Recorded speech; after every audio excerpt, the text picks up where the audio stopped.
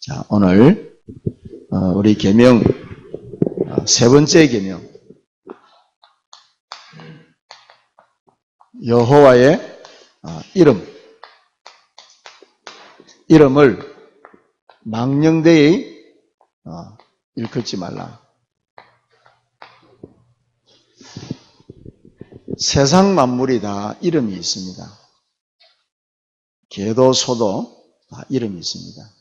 그 존재를 의미하죠. 오늘 저와 여러분들이 하나님의 이름이라는 그 이름 속에 어떤 비밀이 있는지, 또 우리가 하나님께서 오늘 저와 여러분들에게 뭘 말씀하시는지 우리가 마음을 열고 하나님의 음성에 귀 기울이길 바랍니다. 여러분, 지금 우리 사회가 많이 어렵죠. 또 여러분들 개인만 어려운 것이 아니라 또 사회적으로도 그렇고 또 시국적으로도 그렇고 또 우리 국가만 어려운 것이 아니라 지금 전 세계적으로 많이 어렵습니다. 경제적으로 나라가 완전히 부도난 나라도 많습니다, 여러분. 우리만 어려운 것이 아닙니다.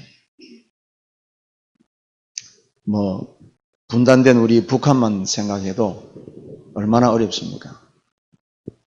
그 북한에 다녀온 그 선교사들의 보고를 들어보면은 정말로 자식을 잡아먹을 수밖에 없는, 여러분, 우리는 가히 상상도 못하는 일들이 지금 지구상 우리 주변에 많이 일어나고 있습니다. 왜 이런 일이 일어나는지, 또는 왜 나에게 이런 일이 일어나는지, 여러분, 원인을 알 수도 없고 바르게 가르쳐주는 사람도 없고 또 그 원인을 찾으려고 몸부림쳐도 알 수도 없습니다. 그래서 여러분, 오늘 우리가 성경을 통해서 우리가 이 시대의 십계명을 이 시대에 맞춰서 한번 조명해보는 그런 은혜를 지금 저와 여러분들이 회복해야 되겠습니다. 제가 예전에 십계명 영화를 봤을 때 하나님께서 호렙산으로 모세를 불러서 여호와 하나님께서 모세에게 돌판을 이렇게 하나님이 허락하시고, 그게 돌판을 허락한 것이 아니라 바위에다가 하나님께서 뭡니까? 1계명 불이 쫙 와서 1계명을 불로 돌에 새기는 거예요. 2계명 불로 돌에 딱 새겨요. 그래서 10계명을 하나님이 불로 돌에 탁 새겨서 그 돌판을 불로 탁 각을 떠서 딱 떼어내서 모세에게 전달하는 그 모습을 제가 이렇게 보았습니다. 그때 하나님의 장엄한 음성이 들려올 그때에 그 산 밑에 있는 이스라엘 백성들은 그 모세가 하나님께로부터 10가지 계명을 받는 그 기간이 호렙산에서 40일 걸렸습니다. 40일. 40일 동안 하나님께서 모세에게 약속의 백성들이 지켜야 될 계명을 부여할 때에 밑에 이스라엘 백성들은 40일 동안 지도자 모세가 보이지 않는 것 때문에 그들의 마음이 조급해지고 그들의 마음이 불안해지고 그들의 마음이 초조해진 까닭에 아론이라는 제사장에게 우리를 저 애굽에서 인도해낸 여호와 하나님을 만들어내라.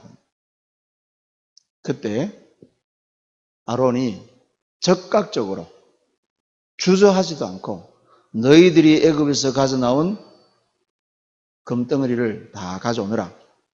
그래서 그 금덩어리를 녹여서 만들어낸 것이 금송아지입니다. 금송아지. 뭘 지금 말씀하시려고 하느냐? 마태복음 7장 22절에 보면은 많은 사람들이 입으로는 주여 주여 하는데 그 주여 주여 하는 그 사람들이 주의 이름으로 이런 일도 하고 주의 이름으로 저런 일도 했는데 놀라운 거는요, 예수님께서 나는 너를 도무지 모른다. 그리고 많은 사람들이 입으로는 주여 주여 하지만은 실제로는 마음에 하나님 두기를 싫어한다.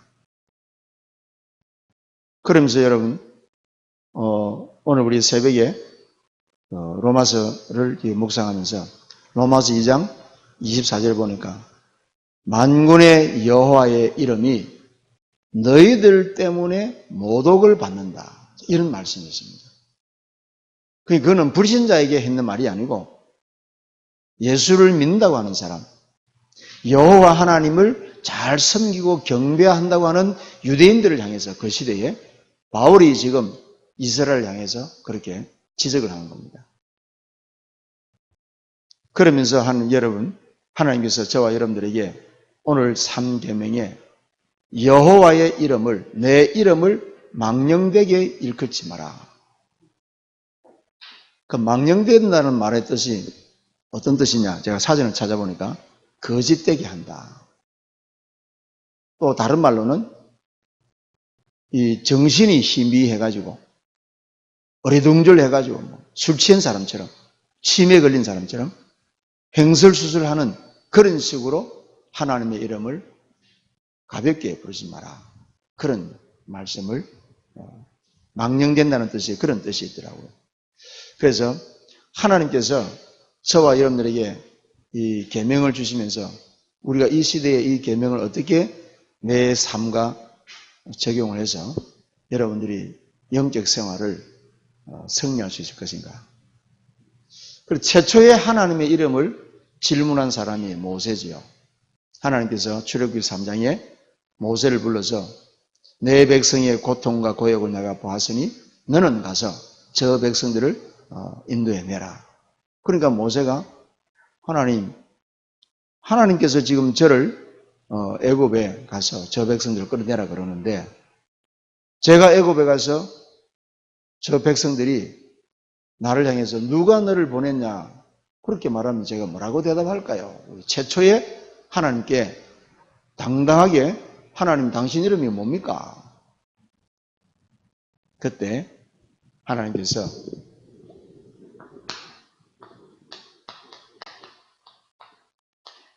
야훼라는 이름을 주셨습니다. 여호와라는 뜻인데 원뜻은 야훼. 해석은 스스로 계시는 분. 누구에 의해서 만들어진 존재가 아니고 스스로 계시는 분. 다른 말로는 엘 샤다이. 무슨 말이냐? 전능자라는 뜻입니다. 전능자.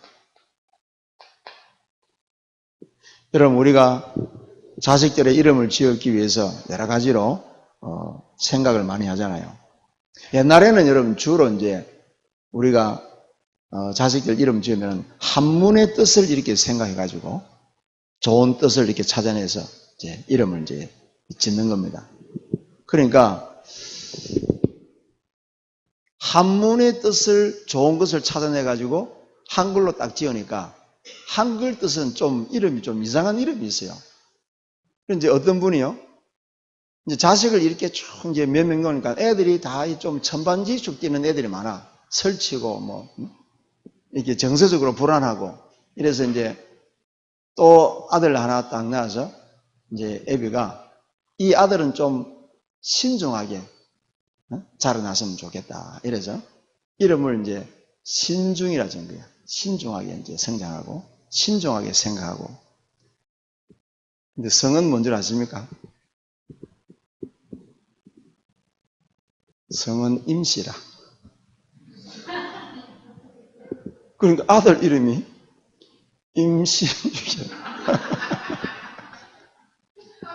한문으로는 좋은 걸 딱 땄는데 한글로 딱 해석해보니까 임신주야. 그래서 이제 장성해가지고 선을 보러 간 거예요. 선을 보러 간 거예요.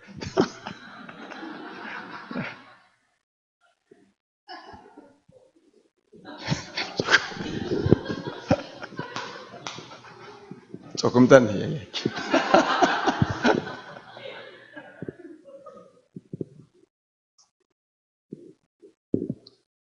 야훼, 엘샤다이, 전능자. 단순하게 전능자가 아닙니다.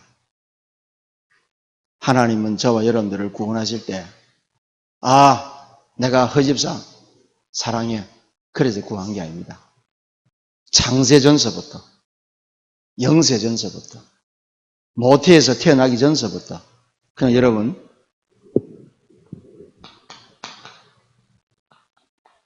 여호와 이레. 우리 성도 여러분들이 이 여호와의 이름을 바르게 이해함으로 인해서 여러분들의 존재 가치가 얼마나 귀하고 가치 있는가를 알아야 돼요.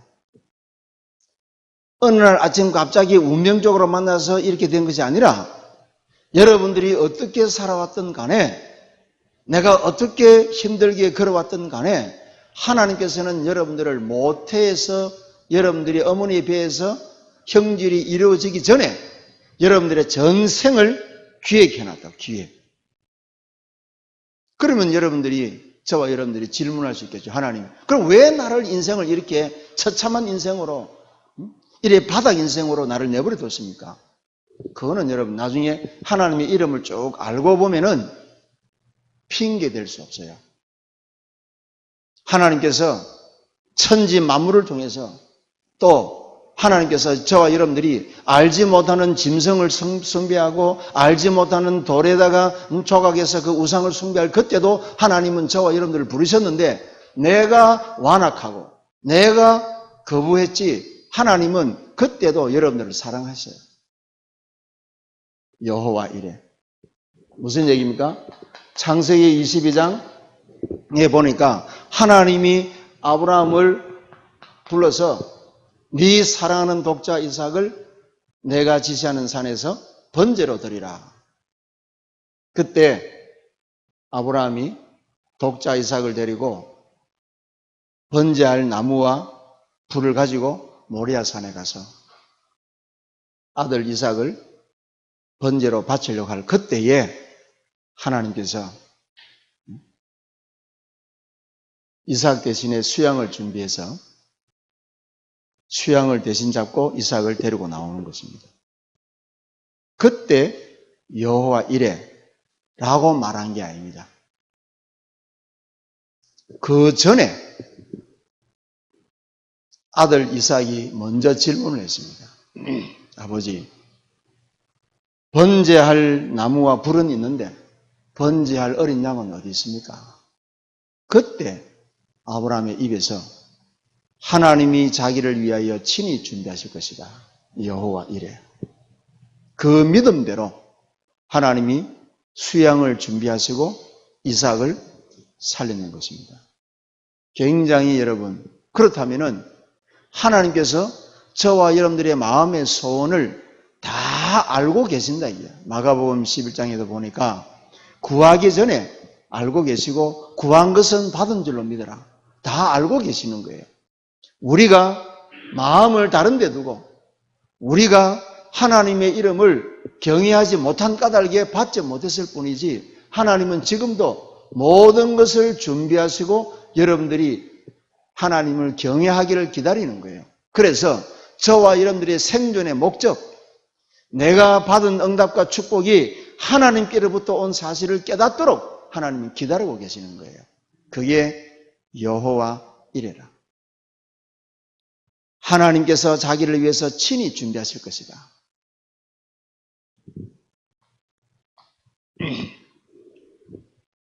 내가 그 연결을 지으려고 하니까 웃음이 자꾸 나서.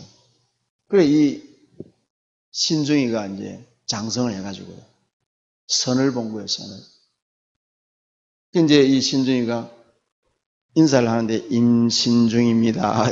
인사를 하니까. 이 또 선보는 아가씨는요, 인사를 꼭 하는데,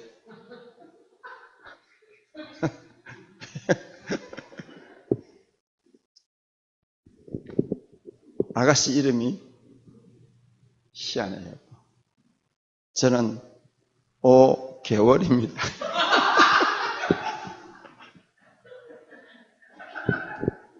잘.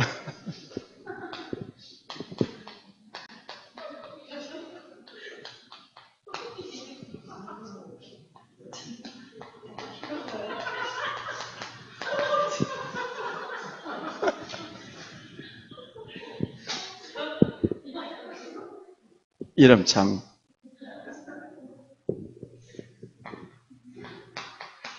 자, 여호와 라파라는 이름을 또 갖고 계십니다.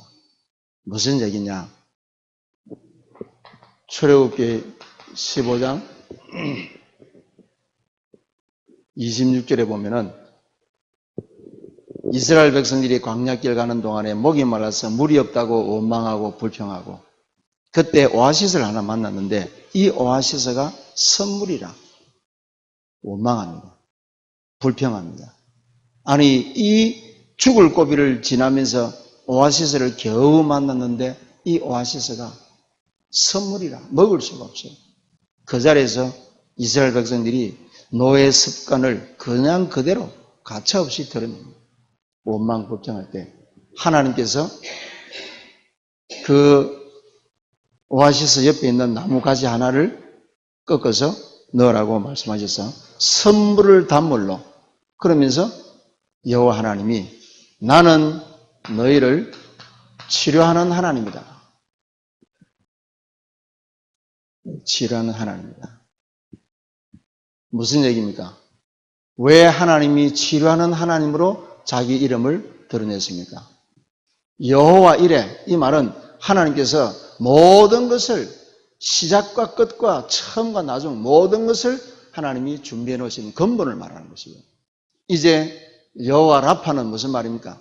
병든 여러분들이 창세기 3장 사건 이후로 모든 인류가 메르스보다도 더 흉악한 세균으로 각인되어 버렸대요. 그것을 치료하시기 위해서 나는 너희를 치료하는 하나님이다. 내 계명을 지키면 애굽의 재앙이, 애굽의 연병이 너희들에게 임하지 않을 것이다. 나는 너희를 치료하는 하나님이다. 그렇게 주님께서, 자, 광야를 가면서 가나안 땅을 향해서 가는데 주변의 산적 도적들이 우글우글 거리는 거예요. 출애굽기 17장에 보니까 이스라엘 백성들이 광야길 가는 동안에 그 길을 방해하는 아말렉 군대가 나타났어요. 그때 하나님께서 모세와 여호수아가 연합해서 싸우는데 여호수아는 전투에 임하고 모세는 산에서 기도를 합니다. 모세가 손을 들면은 여호수아 군대가 이기고, 여러분 굉장히 중요한 영적 원리입니다. 모세가 팔이 아파서 손을 내리니까 아말렉 군대가 이스라엘 군대를 치는 거예요. 그때 모세의 손을 돕는 아론과 홀이 모세의 손을 받쳐줘서 전쟁이 끝날 때까지, 다시 말하면 대적의 세력을 완전히 꺾을 때까지 손을 받치고 있으니까 대적의 세력들이 완전히 패하게 되는, 그때 여호와 니시는 무슨 말이냐? 승리의 깃발 되신 하나님이다. 여러분 잘 보세요.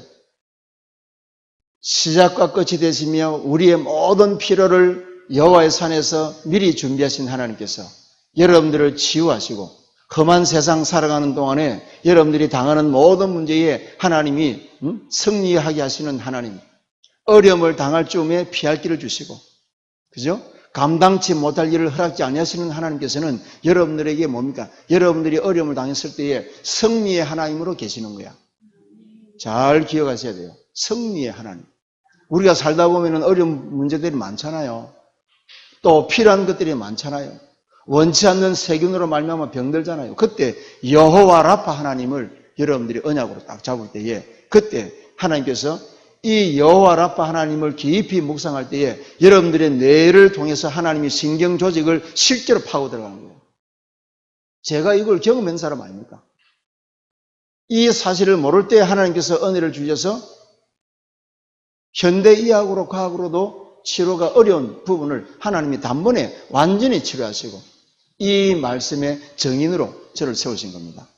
우리 성도 여러분들이 꼭 지금 얼마나 여러분 시국이 불안하고 또 저와 여러분들의 미래가 얼마나 또 암울합니까? 그렇죠? 뭐 배경이 있는 것도 아니고 뭐 통장에 돈을 뭐 수십억을 넣어놓은 것도 아니고 자, 일은 해야 되겠고 일은 어렵고 되는 일은 없고 사회는 점점 휘말려든 꼬여가는 이런 시대에 하나님께서 여호와 샬롬 언제 이 말씀을 주셨습니까?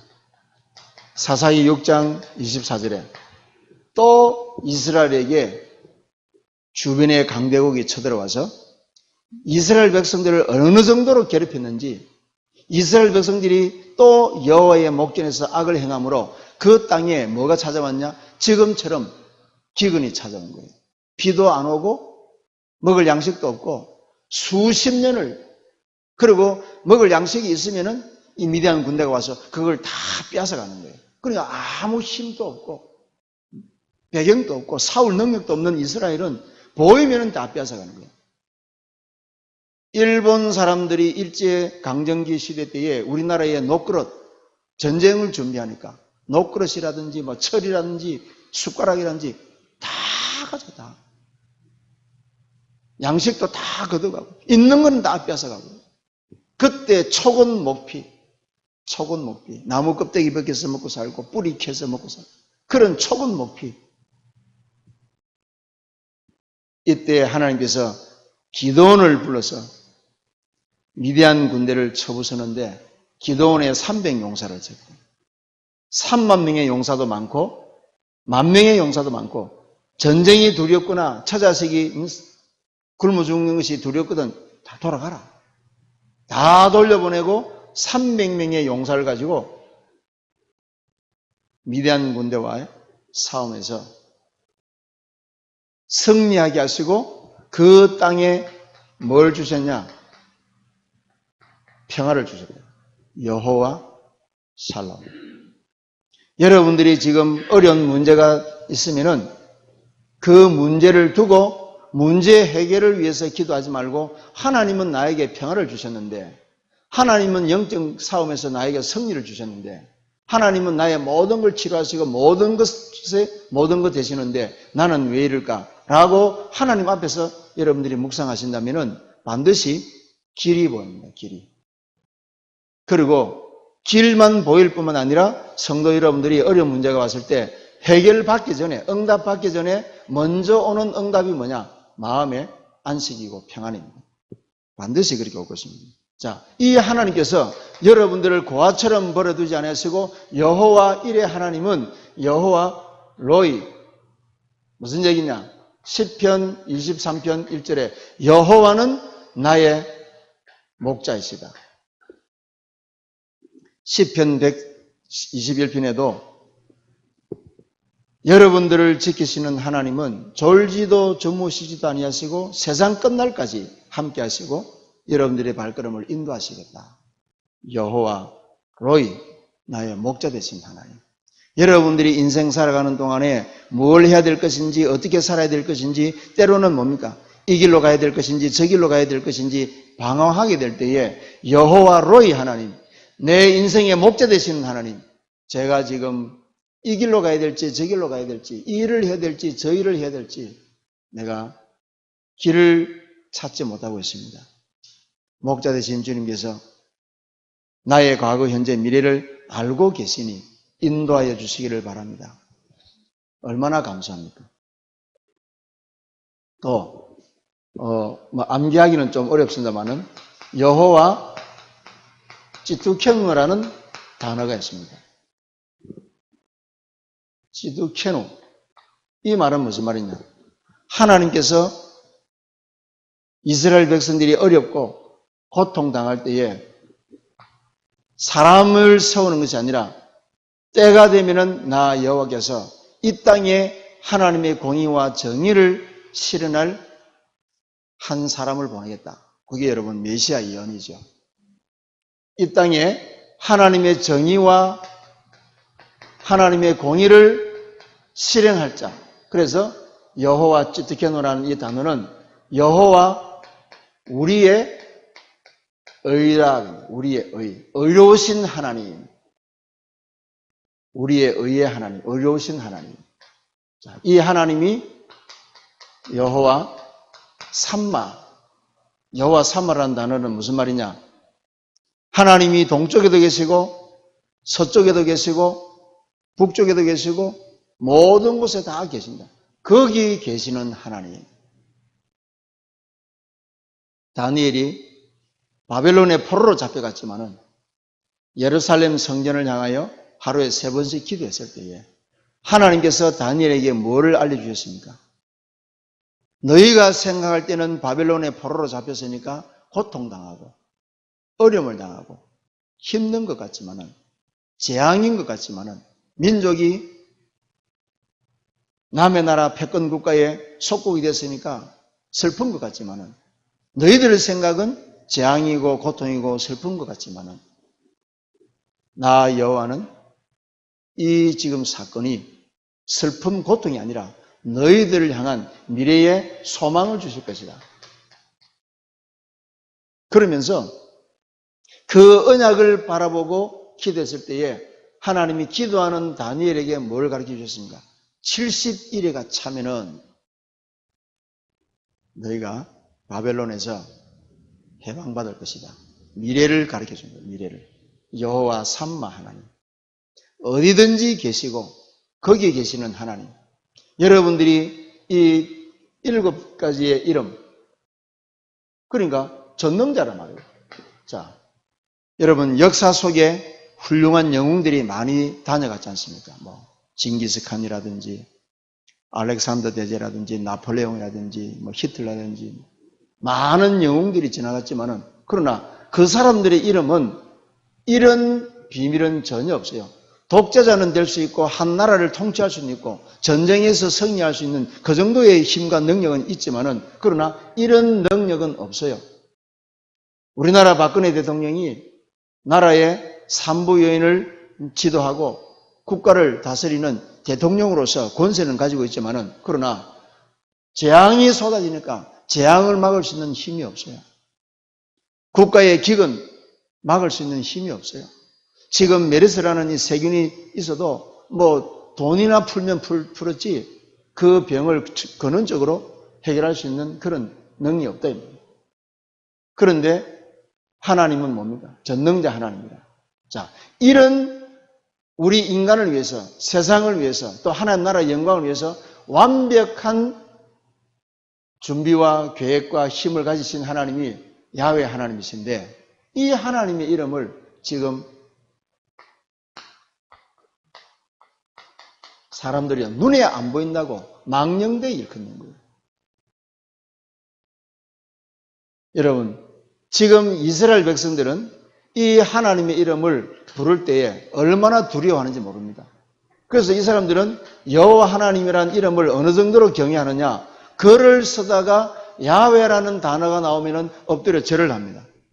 절을 하고 야훼라는 단어를 쓰는 붓이 따로 있어요. 따로. 지금 우리처럼 뭐 이렇게 글 쓰다가 야훼, 여호와 이렇게 써나가는 것이 아니라 다른 붓이 있어요. 다른 붓이. 다른 붓으로 하나님의 이름을 구별해서 써내는 거예요. 그 정도로 하나님의 이름을 경외하는 거예요. 왜냐? 구약의 율법에 의해서 보면 이사야 6장에 보면은 이사야가 살아계신 성전의 하나님의 영광을 본 거예요. 여호와의 영광이 옷자락이 성전에 가득 찬 것을 이사야가 봤단 말이에요. 이사야가 뭐라고 고백합니까? 화로다 나여 망하게 되었다. 내가 죄인의 몸으로 이 육신의 몸으로 여호와의 영광을 봤다. 그때 하나님께서 제단 숯불로 이사야의 입술을 정결케 함으로 인해서 속죄하시는 그런 은혜를 봅니다. 지금 구약의 백성들은 이스라엘 백성들은 여호와 하나님의 이름을 마음대로 부를 수 없어서 이름을 뭡니까? 아도나이 그냥 주라는 뜻입니다. 서기는 야훼라고 글을 쓰는데 부르기는 아도나이. 왜? 여호와 이름을 함부로 부르거나 망령되이 부르거나 혹은 도용을 하거나 이용을 하거나 악용을 할 경우에는 바로 재앙이 내리는 줄로 믿고 있는 거예요. 그런데 지금 여러분 우리 시대에 지금 하나님의 이름을 망령되이 일컫는 그 결과 이 세상이 지금 온통 고통과 어려움 속에 처해 있는 모습을 보게 됩니다. 여러분 말라기서 1장 6절에 보면은 하나님의 이름을 망령되이 일컫는 제사장들. 그럼 여러분, 우리는 지금 이 말세 그러면은 이 시대의 어려운 일이라든지 고통이라든지 기근이라든지 뭐 전쟁이라든지 뭐 지진이라든지 이런 걸 통해서 알 수 있는데, 성경에는 그런 이 세상에서 일어나고 있는 말세의 징조는 그거는 시작에 불과하다고 말씀하고 있습니다. 시작이다. 그런데 성경에서 가장 정확하게 말세를 경고하는 내용이 뭐냐? 여호와의 제사장들이, 다시 말하면 그 시대의 성직자들이 타락하는 것이 시대의 재앙으로 보는 것입니다. 그 시대의 재앙으로.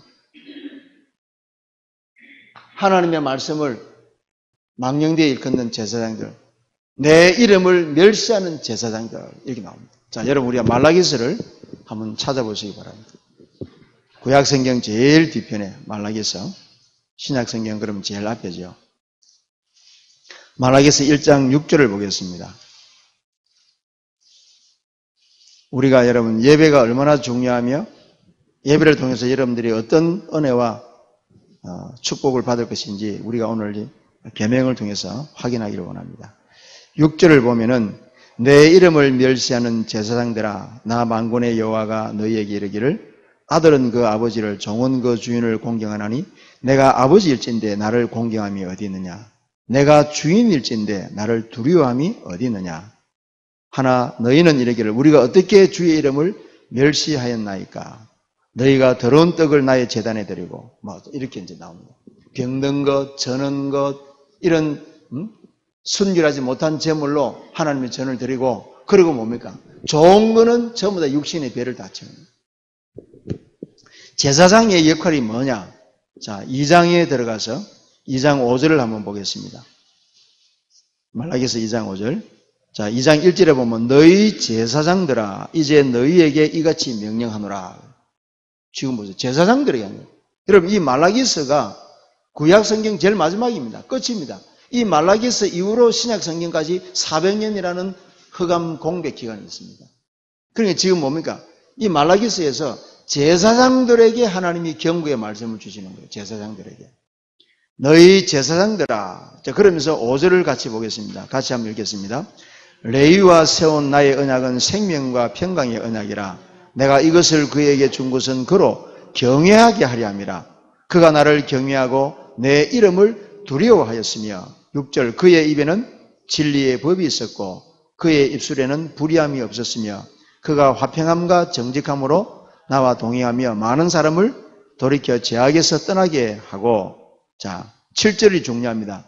제사장의 입술은 지식을 지켜야 하겠고 사람들은 그의 입에서 율법을 구하게 되어야 할 것이니 제사장은 만군의 여호와의 사자가 되비거늘 너희는 옳은 길에서 떠나 많은 사람을 율법에 거스르게 하는도다. 만군의 여호와가 이르노라 너희가 레위의 언약을 깨뜨렸느니라. 너희가 내 길을 지키지 아니하고 율법을 행할 때에 사람에게 치우치게 하였으며 나도 너희로 하여금 모든 백성 앞에서 멸시와 천대를 당하게 하였노라. 그 시대의 제사장의 직무가 뭐죠? 여호와 하나님의 이름을 경외하며 하나님의 율법을 성도들에게, 백성들에게 바르게 전달하는 그 직무가 있는데, 그 말씀을 바르게 전달하는 직무는 경홀히 여기고, 그리고 뭡니까? 하나님 앞에 제사 지내는 제물은 병든 것, 저는 것 대충 하고, 그리고 성도들이 가져오는 그 제물로 자기 배만 채우는, 바울이 여러분 신약에서 얼마나 그걸 보고 애통해 합니까? 너희들의 신은 배요. 그 영광은 부끄러움이요. 그 마지막은 파멸과 수치와 부끄러움이다. 여러분, 우리가 예배가 지금 어떤 예배냐? 굉장히 여러분 오늘 말씀을 통해서, 그러면요 보세요. 사무엘상 4장 1절에서 11절에 보면은 이제 하나님의 제사장들이 하나님의 말씀을 등한히 하고 경운히 여겼던 그 대표적인 시대가 사무엘 시대 아닙니까? 말씀이 희귀하고, 그죠? 이상이 안 보이고, 이럴 때는 이럴 때 여러분, 이 사무엘상 4장 1절에서 11절에 보면은 이때 블레셋이 쳐들어오는 거예요. 언제든지 여러분, 기근이 찾아오고 재앙이 찾아오고 그 다음에 반드시 전쟁이 일어납니다. 전쟁. 반드시 여러분 전쟁이 일어납니다. 이때 여러분 사무엘 4장 나중에 여러분 읽어보세요. 일반 전쟁에서 4,000명이 이스라엘 군사 4,000명이 블레셋에서 죽는 것입니다. 그런데 이때 여러분 백성들이 이 사사시대 때의 특징이 뭐죠? 이스라엘의 왕이 없으므로 백성들이 저마다 자기 속인에 오른 대로 외치는 그런 시대라. 그러니까 전쟁에 지니까 군사들이 백성들이 야 실로에 있는 여호와의 법궤를 이 전쟁터에 갖고 와라. 제사장이 얘기하는 게 아니고 백성들이 여호와의 법궤를 마음대로 들었다 놨다 하는 이런 시대인 거예요.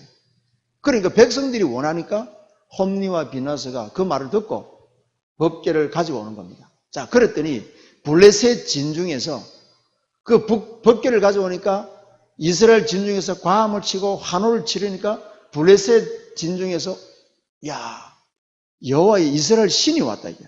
그래가지고 막 놀라는 겁니다. 그런데 거기에 한 사람이 야 이번 전쟁에 너가 전에처럼 겁내지 말고 담대하게 싸우라. 누가 그렇게 사기를 보통는 거예요. 그래서 블레셋 군대가 용기와 힘을 얻어서 딱 나가는데 하나님께서 법궤를 빼앗기게만 허락하시는 거예요.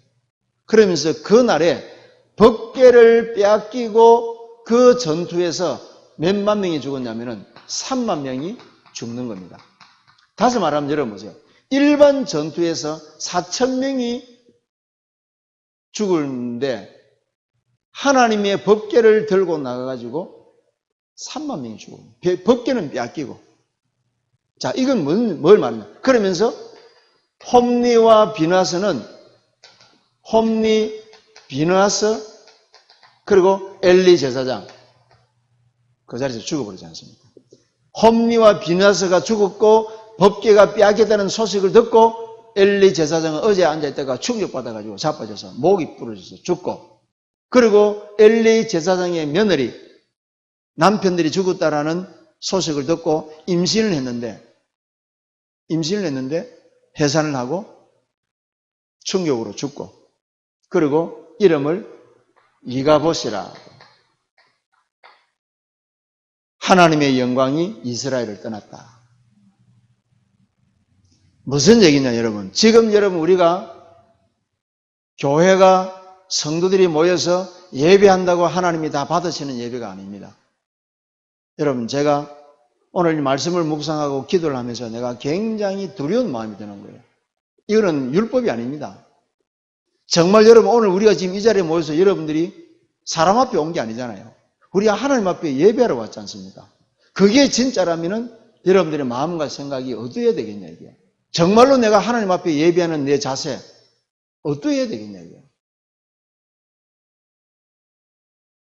옛날에 제가 그 마산에서 처음 제가 전사 때 목회를 또 하는데 시골 사람 그 교회 없는 적이 제가 무교회적에 교회를 개척해야 들어갔더니요. 성도들이 뭘 몰라요. 그리고 또 저는 뭐 또 이제 목회 초년생이지 그러니까 저도 뭐 잘 아는 것도 없고. 근데 한번 예배를 드리면 성도들이 스리바들 끌고 오고 뭐 일하다가 몸 빼입고 오고 폼이 그래도 어쨌든 뭐 이렇든 저렇든 간에 예배 드리러 오는 모습은 감사한데 폼이 보니까 하나님을 경외하는 그런 모습이 전혀 없는 거예요. 그냥 뭐 수요일이니까 오고 뭐 주일이니까 오고 그래요. 그래서 제가 뭐라 할 수는 없잖아요. 시골 사람들. 그래서 내가 그 나이 좀 드신 보고 집사님 그 아들 딸들이 좋은 옷 사주는 거 그거 다 옷장에 놔두고 언제 그거 다 입으려고 꼭꼭 스무라 머리카락 보일라 같이 딱 감춰두고 교회 나올 때 그거 입고 나온나. 그래서 제가 이제 생각을 딱 바꿔줬더니요. 시골 사람들은 잔치 때만 옷을 이렇게 깨끗하게 입고 나가잖아요.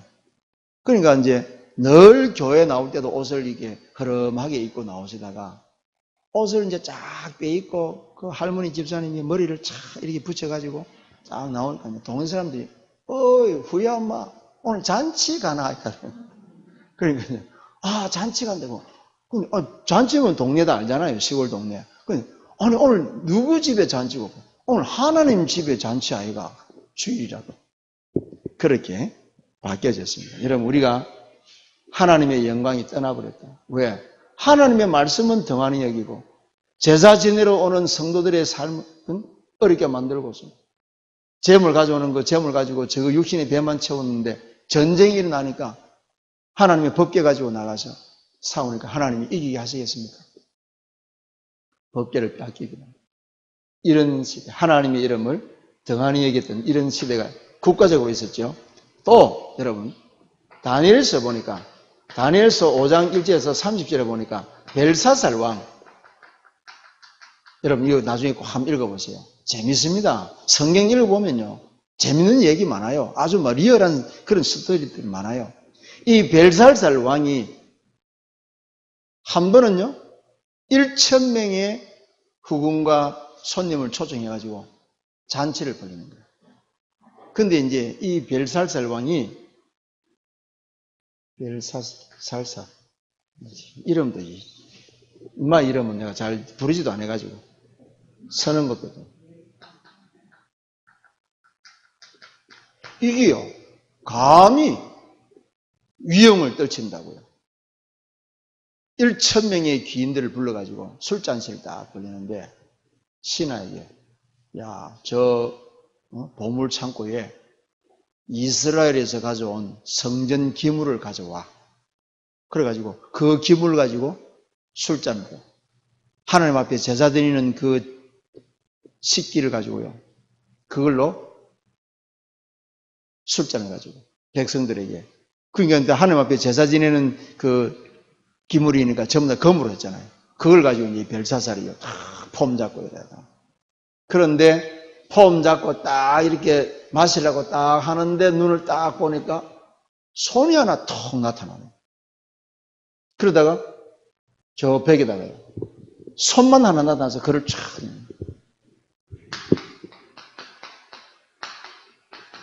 메네 데겔 우바라신, 이 글이 탁 서해지는데 이 벨사살 왕이요, 간담이 녹아버립니다. 성경에 보면요, 이게 손이 덜덜덜 들고 아랫도리가 덜덜, 넓적다리가 덜덜덜 떨린다 그랬어요. 입술이 새파래졌다고 했어요. 메네 데겔 우바라신. 메네라는 단어는 무슨 말이냐? 하나님이 보실 때에 끝났다. 데겔이라는 단어는 무슨 말이냐? 하나님이 저울로 딱 재어보니까 모자란다. 해석을 몰라가지고 이제 고민을 하는 거예요. 근데 아무도 이 단어를 해석을 못하는 거야. 그때 왕비가 나타나죠. 선왕 때에 느부갓네살 왕의 꿈을 해몽해줬던 지혜로운 신하가 있는데 그 신하를 불러라. 그러니까 이제 귀인들을 초청하는데 다니엘은 그 자리에 참석을 안 했죠. 그러니까 이제 다니엘을 부르는 겁니다. 그러니까 이 왕이 얼마나 이 무식하고 어리석은 왕인지, 왕 정도 되면은 역대서를 딱 읽어보잖아요. 그러면은 선왕 때에 어떤 인물이 어떻게 나라를 위기를 건졌는지 그런 사람들 알 텐데, 이 벨살살이요, 모르는 거요. 그 다니엘이 또 보니까, 네가 우리 아버지 때 뭐 이런 거 했는 지혜로운 왕, 총리냐, 이제 이런 얘기. 그제서 이제 네가 이렇게 하는 거예요. 그래, 네가 이거 해석해주면은 내가 네한테 큰 벼슬을 주겠다. 그러니까 다니엘이 하지 않습니까? 왕이요, 내가 이 글을 해석해 드리지만은 선물은 안 줘도 됩니다. 그건 왕이나 잘 누리십시오 하고 해석을 딱 하는데, 이 왕이요, 깜짝 해석을 딱 해주니까 이제 약속대로 선물은 주는데, 그날 밤에 벨사살 왕이요, 죽어버리는 거예요. 간담이 녹아버렸어, 간담이. 간이 녹아버려서 죽어. 그는 뭐, 소리도 못하고, 골리앗처럼요, 돌 한 방에 그냥 꺾어져. 신학에 와서 사도행전 12장 20절에서 22절 보니까 이거 보세요. 헤롯 보세요. 헤롯. 백성들이 헤롯을 콱 높여주니까요. 이게요. 지가 신이 된 것처럼 어깨 힘 딱 주고. 백성들이 헤롯을 높일 때 영광을 하나님께 돌리지 아니하므로 이렇게 딱 나옵니다. 헤롯이요. 영광을 하나님께 돌리지 아니하므로 그날 밤에 숭이 먹어 죽습니다. 하룻밤 사이에 송장되었어요. 여호와 하나님을 망령되이 일컫는 자의 말로는 간단합니다, 여러분. 그러니까 이 답을 알고 있기 때문에 여러분, 저와 여러분들이 하나님의 전능하심을 알고 여호와 하나님의 이름을 망령되이 일컫는 자의 말로가 어떤 것인지 하는 걸 알면은 저와 여러분들은 영적 싸움이요. 안 싸우고 이기게 되는 거예요. 정말입니다. 이 비밀을 알고 기도하는 사람은요, 안 싸우고 이기는 거예요. 그러니까 여러분, 하나님의 백성을 가볍게 생각하는 건 어리석은 것입니다. 안 싸우고 이기는 안 싸우고. 바리새인들 보세요. 얼마나 안전뱅이를 일으켰을 때 사도행전 3장, 4장, 5장 보면요. 네가 누구 이름으로 저 안전뱅이를 일으켰냐? 그래 나옵니다. 그 이름을 말하지 말라고 했지 않냐? 그러면서 사도들 두드리는 거예요. 채찍질하고. 그 이름. 야훼 하나님의 이름. 어떤 이름이냐? 여러분, 야훼 하나님께서 뭐를 나타내시기 위해서 내 능력이 이렇다라고 자랑하기 위해서 이런 능력을 갖고 계시는 것이 아니라 누구를요? 너를 보호하기 위해서요. 여러분 시편 121편에 뭐라고 기록했습니까? 여호와 하나님은 너를 지키시는 자다. 너를 지키시는 자. 낮에 해도 밤에 달도 너를 해주신다. 여호와는 너를 지키시는 자. 하나님께서 저와 여러분들을 지키시고 보호하시기 위해서 이런 모든 능력을 총동원해서 여러분들을 지키시는 거예요. 그 이름이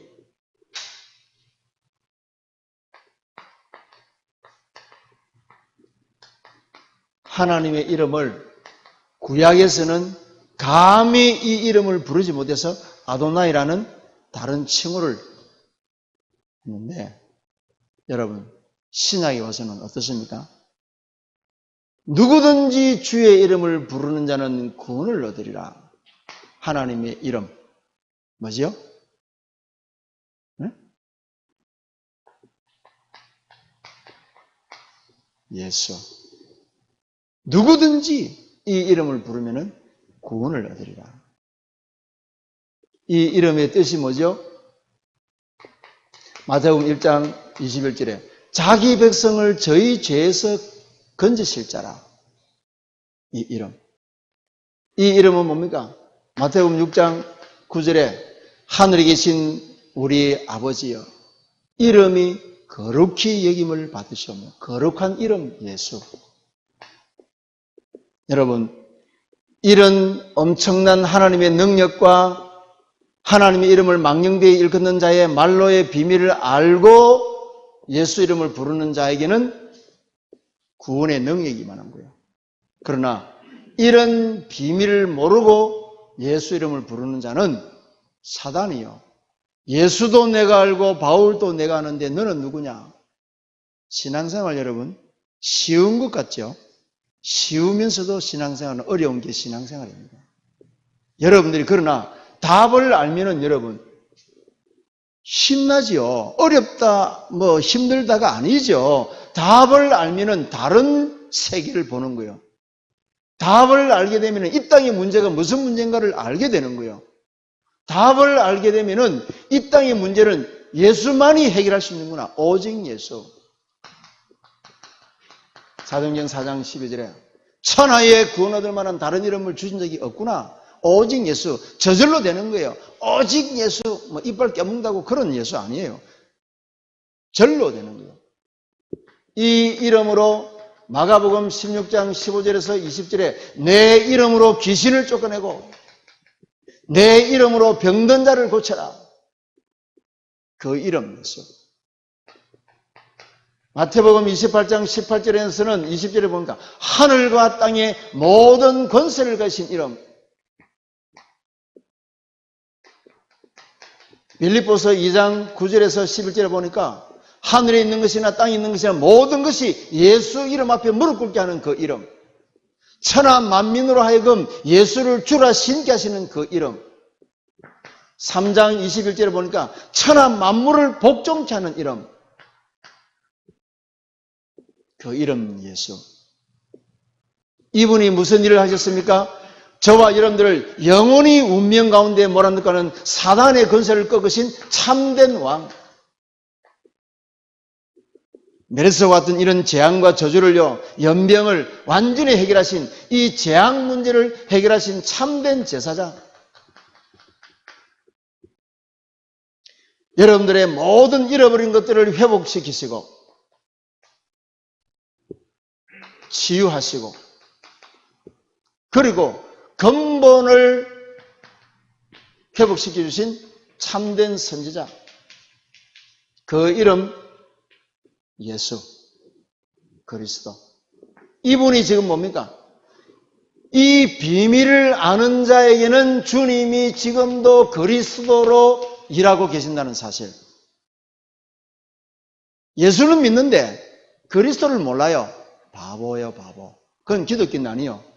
그는 기독교 종교인이지 시대를 정복하고 다스리는 시대의 재앙을 막을 시대의 주역은 못 되는 거예요. 이 비밀을 알고 있을 때 비로소 여러분들이 예수 이름을 부를 때 하나님이 그리스도로 일을 하시는 거예요. 그리스도로. 어떤 저주도 어떤 재앙도 어떤 운명도 단번에 완전히 영원히 해결해버립니다. 그 이름 여러분, 그러니까 여러분 지금 우리 교회가 왜 지금 교회가 세상에서 불신자들에게 조롱을 받느냐? 예수는 아는데 그 속에 감춰져 있는 복음의 비밀을 모르는 거야. 그러니까 주님이 그리스도로 일을 하실 수가 없는 거예요. 그리스도로. 그냥 예수로 있는 거예요. 예수. 그러니까 십자가에 달리신 예수. 얼마든지 조롱하는 예수. 얼마든지 실패했다고 조롱할 수 있는 예수. 그거는 말하는데 부활하사 모든 문제를 다 해결하셨다고 당당하게 선포하신 그리스도의 비밀을 모르니까 기독교인이 힘이 없는 거예요.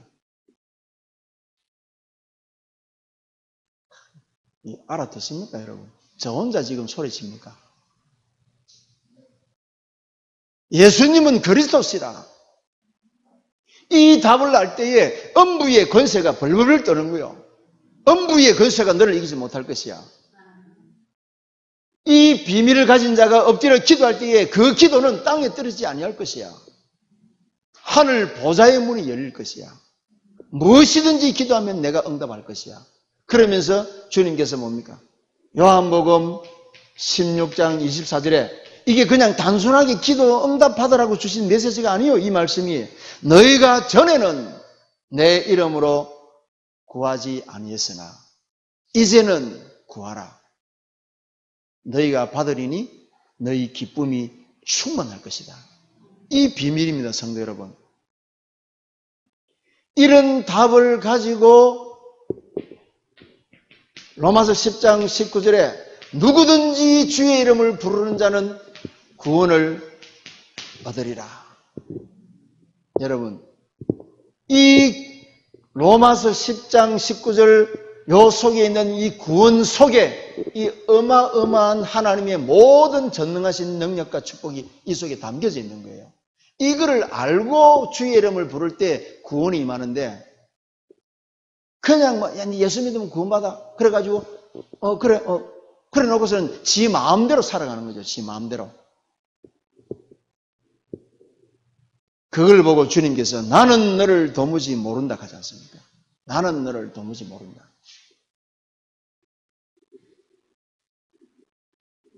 여호와의 이름. 여러분, 이 짧은 시간에 저도 무식하고 저도 모자라고 정말로 이 하나님의 이름 속에 있는 이 비밀로. 그래서 여러분 골로새서 2장 2절에서 3절에서 뭐라고 말씀하십니까?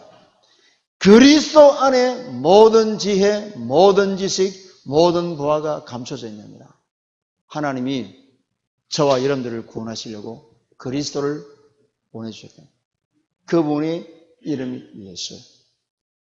그 이름 안에 이런 모든 응답과 축복이 이 속에 있는 거예요. 그러니까 여러분, 우리가요, 기도해서 응답받았다, 여기에 대한 바탕이 없는데 응답받았다, 별로 좋아할 거 아닙니다.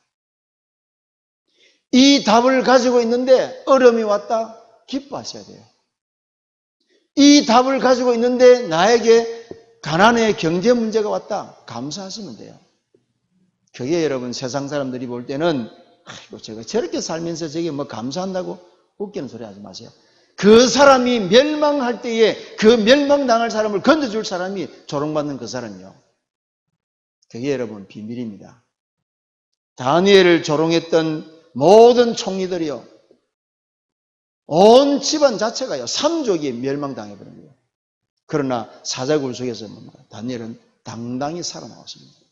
이 이름의 비밀을 알고 있는 다니엘, 이 이름의 비밀을 알고 있는 사드락 메삭 아벳느고는, 이 이름의 비밀을 알고 있는 에스더는 죽으면 죽으리라. 끝입니다. 여러분.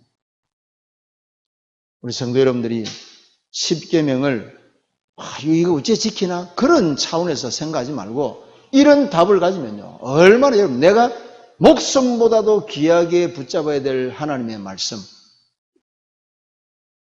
그래서 여러분, 마지막 때에 하나님의 계명을 지키는 자와 예수 믿는 믿음을 지키는 자들이 마지막 때에 승리한다고 계시록 14장에 기록되어 있지 않습니까?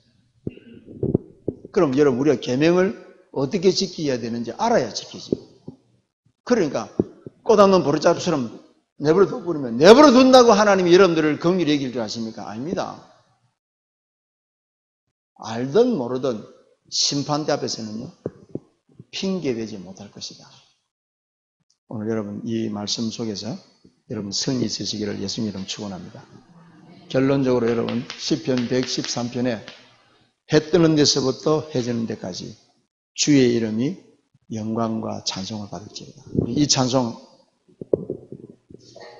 집사님 찬송 있죠? 가자. 오늘 이 찬송 한번 부르고 한번 합심해서 기도하겠습니다.